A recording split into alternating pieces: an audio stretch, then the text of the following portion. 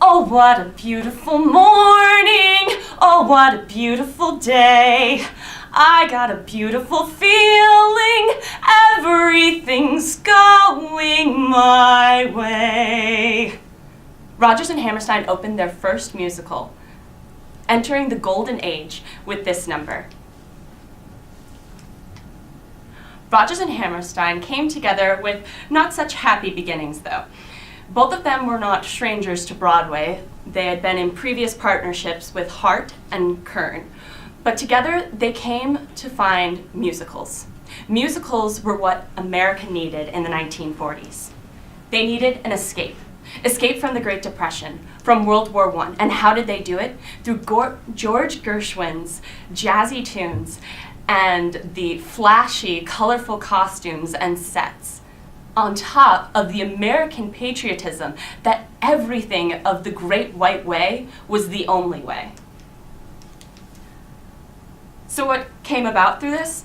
New themes. Family, sexuality, race, women's role in the family, but all of their musicals centered in a conflict between love and happiness versus the social problems of that day. Flash forward 40 years, and we have the couple of Claude Michel Stromberg and Alain Boublil. They began as international rock artists in France. They, along with Andrew Lloyd Webber, gave birth to the 1980s mega musical, making bigger, better musicals with helicopters coming in. And here we have Les Mis and Miss Saigon. So what changed? What changed in those 4 years? Well, there was a change politically, socially, and artistically. Comparing the two artists, we have the White Way.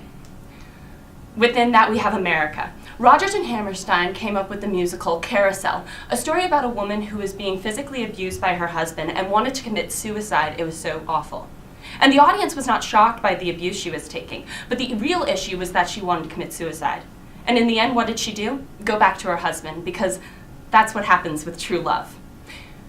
Going into the 1980s, we have a story about the Pirate Queen, an Irish woman who ascended the throne, became captain of the ship, chose the man she was going to marry, and chose when she would marry him. There was a change in feminism during this time on top of what was going on in musicals. Then we have Europe. I'm sure most of you know The Sound of Music, a story about a bourgeois family escaping Vienna and coming to live in America to live an amazing life. Not once do you hear about the Holocaust. Not once do you hear about a single Jew, and the guy who's even remotely gay is a really small character. They play down Nazism. Then we have Les Mis. Les Mis tells the story of the underdog, the loser of the story. You don't hear about the winner so much. No one roots for Javert at the end of Les Mis. We hear about the awful treatment of the poor, and we want to help them. We want to help the miserable ones. It tells the dark and twisted story of reality. Then we have the West versus the East. South Pacific, a musical by Rodgers and Hammerstein, tells the story of World War II, where a white woman falls in love with a Frenchman with Polynesian children. And the entire musical, she's fighting about whether or not she can really love him. This is the main plot. The subplot is the one that I'd like to focus on, though. It's telling the story of a northerner man coming to the island, falling in love with a woman, but at the end of the day, even though he's given him whole self to her, he says that it's his racial integrity to go back home and to find a nice wife for himself.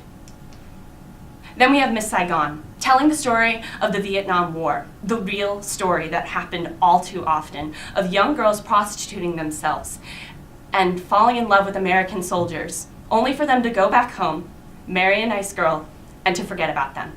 In this story, we hear about the prostitute afterwards, and she has a son, and she wants him to have a better life.